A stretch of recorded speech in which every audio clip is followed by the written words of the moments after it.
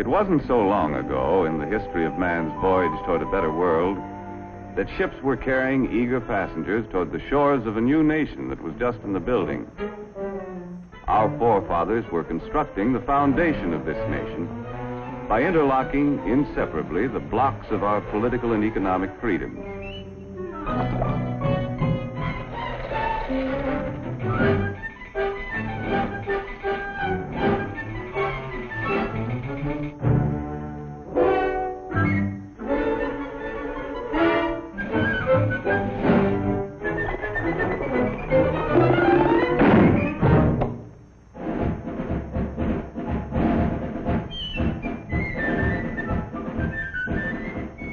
Life our forefathers established on this foundation of freedoms drew people from the far corners of the earth, and all those who set foot on these shores had the opportunity to build a better life for themselves. Even young Jonathan, an unskilled lad from across the sea, hoped to find a job where he could progress according to his ability and enterprise.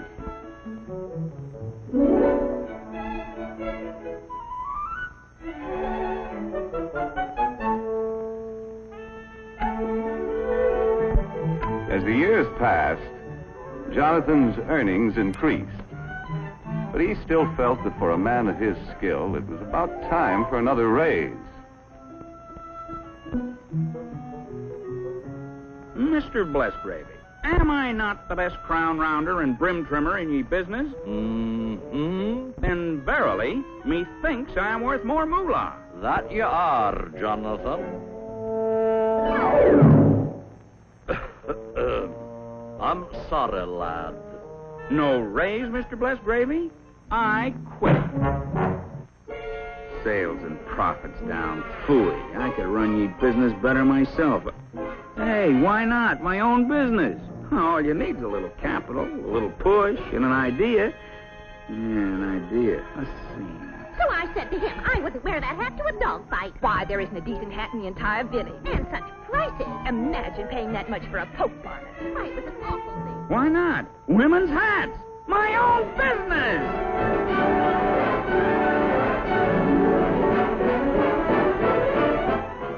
Fortunately, Jonathan was thrifty enough to keep a little nest egg for such an emergency.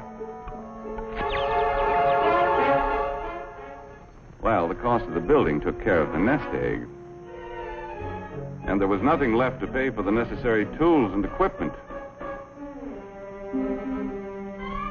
But happily, Jonathan had a good reputation, and as his idea promised a profit, his friends and neighbors were willing to invest some of their savings in his new business.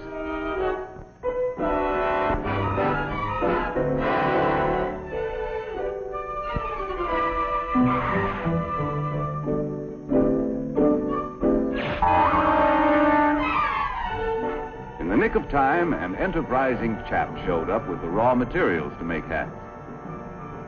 And before long, Jonathan was open for business. First, he had to advertise. Shop at Bonton, it's the spot. 12 new hat styles, that's a lot. Ladies, get that new hat thrill. 30 days to pay your bill. As an expert salesman, Jonathan demonstrated the superior style and quality of his product.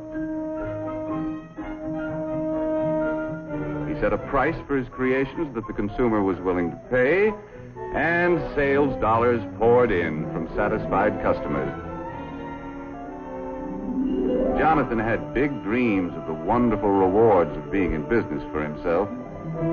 But before he could buy what he wanted, his employees' wages had to be paid. He had to pay taxes.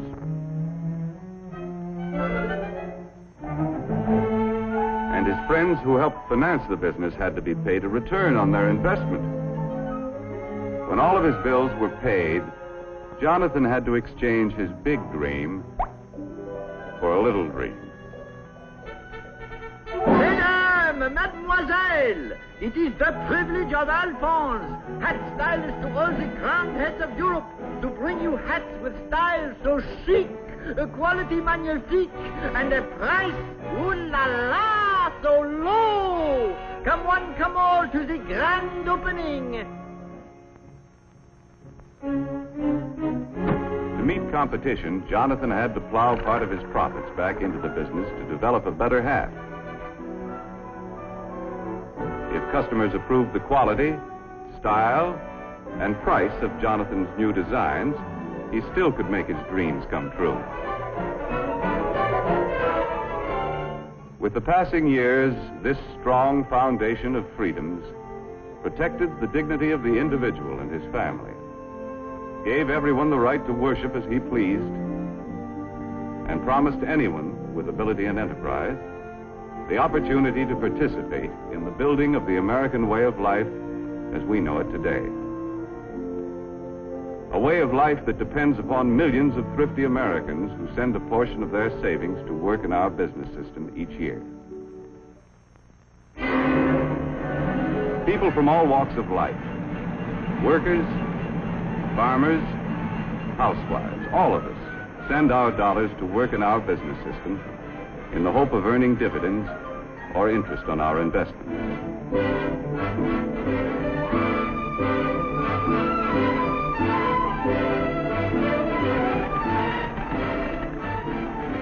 Anyone who has an insurance policy, a bank deposit, or a share of stock is helping to finance our business system. A constant stream of savings dollars must flow into big and small business each year. These dollars help to buy the land, the buildings, the tools and equipment, and create new job opportunities for our expanding population. The goods we produce are distributed to main streets all over the country. While the Main Street of today doesn't look much like the Main Street of Jonathan's time, the principles of our business system remain the same. For businessmen still compete with one another for the consumer's supply of spendable dollars. And Mrs. Consumer is still mighty critical of everything she buys. Uh-oh, competition.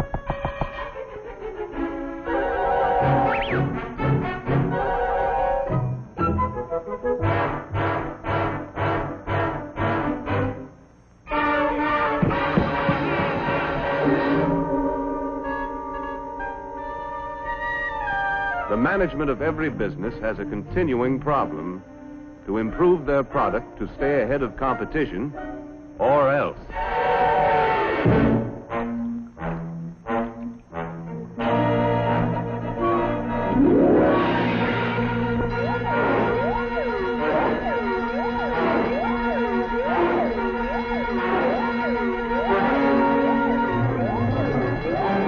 Okay, men, this is it. Quick Chill's got the ball. We've got to get it back. Give them that new product play. More style, better quality, new features, and at the right price. Hit the line, men. Let's go.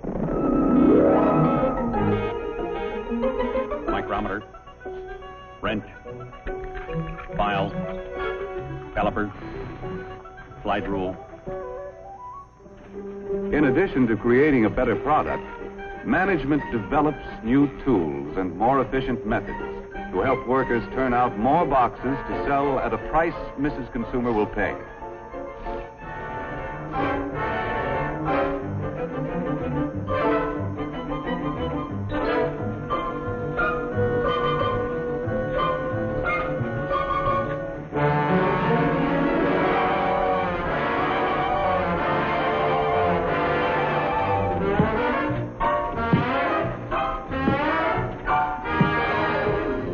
New features about this better product are advertised to point out its competitive advantages.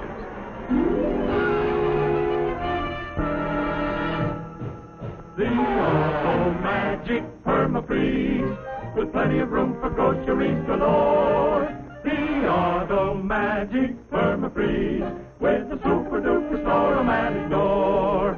Just press the button for your ice, a feature that is new, and extra space all over the place for other items too. In the Auto Magic Permafreeze, so see your dealer right away. Get a Permafreeze today. Ah, yes, dear lady. Permafreeze is your kind of refrigerator. High quality at a low price. Sales dollars from satisfied customers once again flow back to Permafreeze. A successful business must have enough sales dollars coming in to enable management to pay the expenses of doing business, such as salaries and wages, materials and supplies, research and product development, plant maintenance and repair. In addition to all of these bills, management has to pay taxes to local, state, and federal governments. Any money that's left over is known as profit. Wise management plows part of it back into the business. The remainder of the profit is paid out as dividends.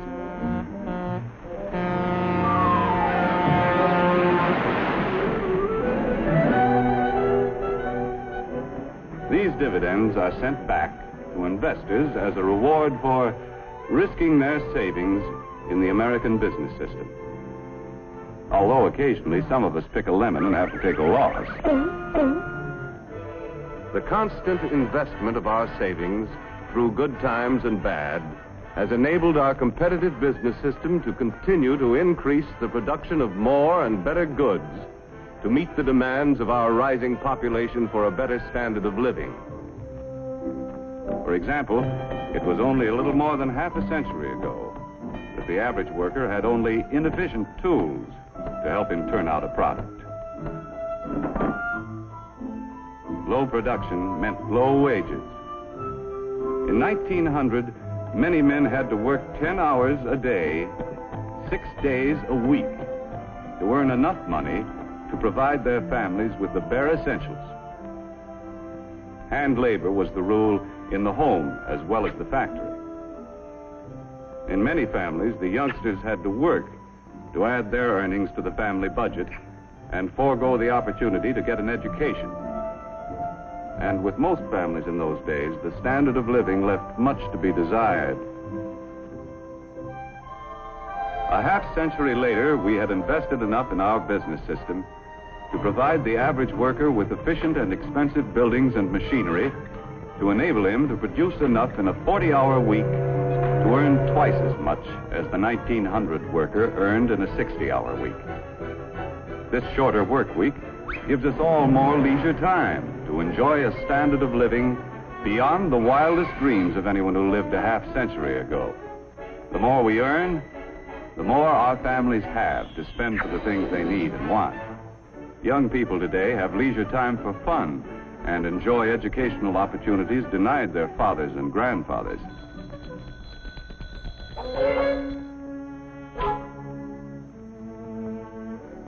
And fortunately, we have been able to raise our standard of living without sacrificing the spiritual side of life, which means so much to the American family.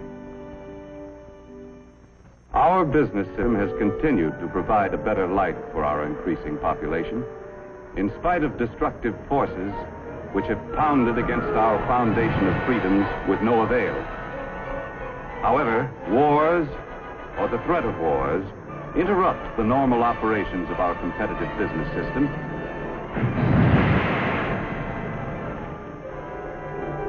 and may result in government controls which crack essential blocks in our foundation of freedoms. In World War II, wages were controlled. Many workers were frozen to their jobs. Farm prices were controlled. And profits of business were limited. Raw materials were allocated between essential and non-essential business. On Main Street, USA, many of us found less to buy because a good portion of our productive capacity went to the war effort. Prices were fixed, and the available supply of goods was rationed. In war emergencies, we allow government to restrict certain of our freedoms. But we Americans have learned to remove government controls as quickly as possible and to repair the blocks in the foundation of our freedoms to allow our business system to resume its normal operations. While we invest part of our savings to help finance the world's most efficient business system, at the same time we pay taxes to government to finance many kinds of services which also contribute to our way of life. For example, our taxes must provide the necessary funds to improve and expand our school system. Our taxes must be sufficient to pay for city streets, health, fire, and police protection, and, of course, aid to the needy.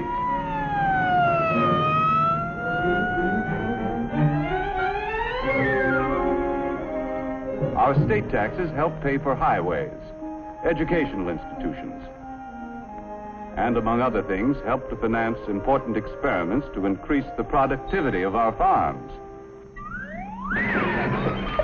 Our federal taxes pay for irrigation and reclamation projects, for national parks, postal services, the Weather Bureau, and many other services. Our taxes have to pay for the enormous cost of past wars and provide the funds for a defense program which will ensure the safety of our country. In addition, all of us should be willing to pay whatever taxes are necessary to enable efficient government to improve or expand any essential service. But with our present tax load, we should avoid pressuring government for any new services that aren't absolutely necessary. Because we all know the more our government provides, the more taxes it's forced to collect.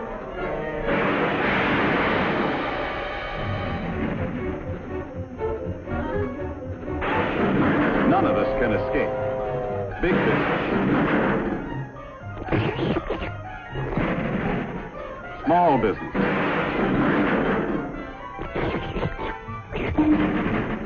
farmers,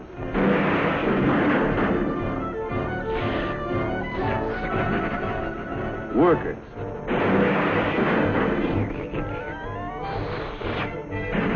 housewives, and all of us have to pay our share. Demanding more and more from government could create a tax burden heavy enough to crack essential blocks in the foundation of our business system. Therefore, we shouldn't let our taxes reach a point where they destroy our ability to save and invest.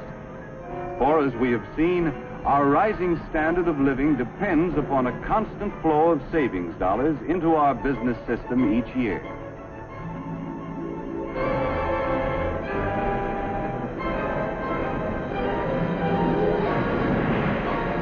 In the future of our country, waves of destructive forces will continue to batter against our foundation. When any force weakens the interlocked blocks of our political and economic freedoms, as good citizens, we must be quick to use the tools our Constitution gives us and repair any cracks that may appear. As long as we keep the foundation of our business system strong, we shall be able to maintain and improve the way of life our forefathers conceived and established. A way of life which gave everyone who came to this country the chance to progress according to his ability and enterprise. Like the youth of yesterday, the young people of today deserve the same opportunity to earn success and accomplishment. And on this foundation of freedoms, continue to build a better life for themselves and their fellow man in the world of tomorrow.